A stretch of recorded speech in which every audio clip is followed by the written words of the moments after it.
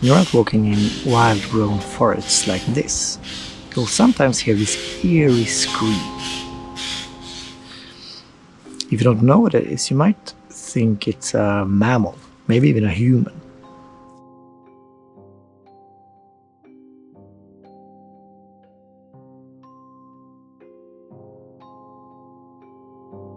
The scream belongs to the bird I am out looking for. In Swedish they are called nötskrika, nut screamer, directly translated. In English they are simply called Eurasian jay or jay.